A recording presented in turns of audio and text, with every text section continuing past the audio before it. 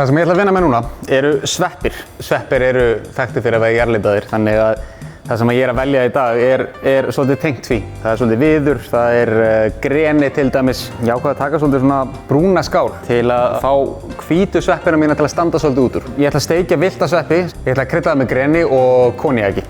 Ég valdi þennan borðbúnað vegna litarins og vegna þessar jarðtengingar sem ég er að leita eftir. Það kemur frá Bits.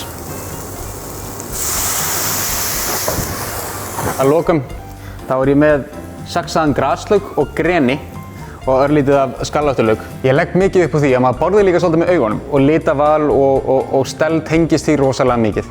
En ég ætla að koma sveppunum hérna, setjum örlítið af stökkum brauðteiningum og furuhnetur til að tengja þetta hnetubragð í sveppunum. Því næst ætla ég að fá smá skarpan liti í þetta sem eru hvítu sveppirnir. Við viljum fá okkar til að stinga í augað. Þetta er svolítið svona náttúrulegt lúk. Það er ekkert sem er svona uppstillt eða raðað. Og hérna fann ég vallhumarblóm. Svo til að leggja þess að loka hönd á lúkið er ég með skógarsúrur sem að gefur þessu svo allt annan tón. Til að gefa svolítið sýru í réttinn þá ætla ég að setja líka hérna greninálar. Stundum er það þannig að sósan skemmir svolítið fyrir útlitin á disknum og því er gott að vera með svona sósukönnu.